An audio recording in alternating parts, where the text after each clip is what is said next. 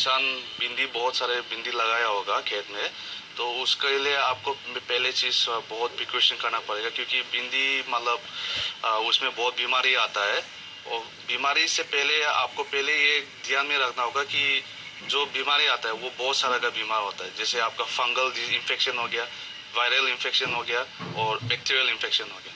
तो भिंडी में मोस्टली इम्पोर्टेंट चीज़ क्या है, उसमें वायरल इन्फेक्शन है।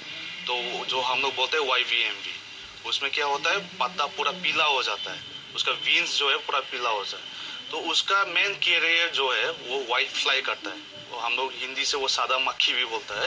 वो पत्ता का सुबह पत्ता को उठा के देखेगा, नीचे पत्ता का नीचे पूरा होगा सादा मक्खी। तो वो एक कैरियर है, जैसे वो ट्रांसमिट करता है वायरस को, YVMV। तो अगर एक बार आपका खेत में वो लग गया तो वो मतलब आपका पूरा भिंडी मतलब वो डैमेज कर देगा। जो प्रोडक्शन मिलना चाहिए आपको, प्रोडक्टिविटी जो मिलना चाहिए, जो यील्ड मिलना चाहिए, बहुत नुकसान करेगा आपके खेत में। तो इसलिए आपको पहले चीज़ वो ध्यान में रखना चाहिए कि वो एक वायरल डिजीज है।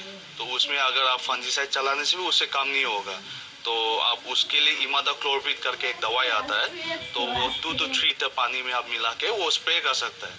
और बहुत सारे किसान क्या करता है, बीमार आने के बाद ही आप लोग स्प्रे करता है। तो ये एक्चुअली एक सिस्टेमिक इंसेक्टिसाइड है।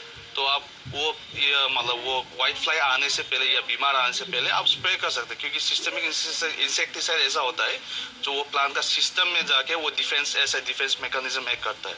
तो अगर वो आ भी गया तो उसमें अटैक नहीं कर पाएगा। अगर अटैक भी करेगा तो वो मतलब इतना मतलब डैमेज नहीं कर सकेगा। भिंडी की फसल में रोगों की बात करें तो इस फसल में पाउडरी मिल्ड्यू रोग का प्रकोप होता है। इस रोग में पौधों की पत्ते हैं। रोग बढ़ने पर पत्तियां पीली होकर झड़ने लगती हैं। इस रोग से फसल को बचाने के लिए घुलनशील गंधक 3 ग्राम प्रति लीटर पानी के हिसाब से घोल बनाकर छिड़काव करें। आवश्यकता होने पर 10 से 15 दिनों के बाद दोबारा छिड़काव कर सकते हैं। डिजीज भी आता है आपका, जैसे फंगस वो होता है। तो फंगस एक्चुअली क्या है, देखो हमेशा किसान सोचता है कि हमेशा मैं तो इस साल भी दवाई दे दिया, लेकिन अगले साल भी फिर वापस आ गया, फिर सेम बीमारी। तो वो एक बड़ा क्वेश्चन है, क्योंकि एक फंगस का एक लाइफ साइकिल होता है।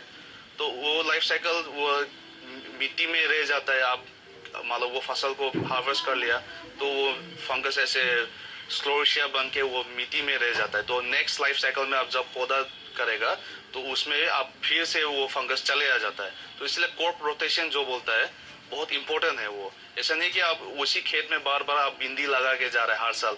आप क्रॉप रोटेशन कीजिए, जो दूसरा परिवार का हो, मतलब दूसरा फैमिली बोलते हैं हम इंग्लिश से, फैमिली जो दूसरा फसल का दूसरा फैमिली लगाओ तो क्रॉप रोटेशन हो जाएगा। उससे आपका जो बीमारी आता है वो भी नहीं आएगा। सेकंड चीज, किसान को क्या ध्यान में रखना चाहिए, खेत में खाद पतवार एक इम्पोर्टेंट चीज है, क्योंकि वो एक ऐसे मतलब बीमारी या पोका के लिए वो ऐसे अल्टरनेट होस्ट बोलता है, वो ऐसे अल्टरनेट होस्ट एक करता है। क्योंकि जब आप स्प्रे करता है तो वो पोका पूरा वो ऐसे अल्टरनेट होस्ट उधर में मतलब वो खाद पतवार में जाके या वो ऐसे मतलब छुप लेता है।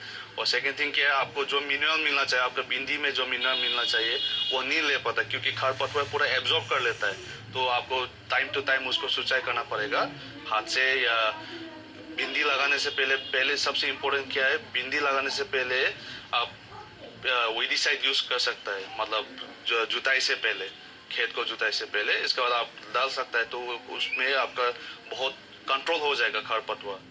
भिंडी की फसल को रोगों से बचाने के लिए कुछ और उपायों को भी अपनाना जरूरी है, जैसे कि बुआई से पहले रोग रोधी किस्मों का चयन करें। बुआई से पहले बीज को 2 ग्राम कार्बनडाइजिम से प्रति किलोग्राम बीज की दर से उपचारित करें। खेत में खरपतवारों का उचित प्रबंधन करें। खेत में जल निकास का प्रबंध रखें और अधिक सिंचाई से बचें और समय समय पर खेतों की निगरानी करते रहें।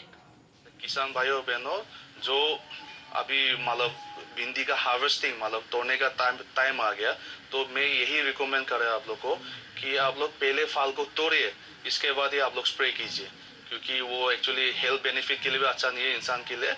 और सेकेंड थिंग क्या है, आप लोग जब स्प्रे करेगा वो हमेशा 15 दिन इंटरवल में स्प्रे कीजिए, तो आपका मतलब ये जो केमिकल डिपोजिशन है वो बहुत कम होगा।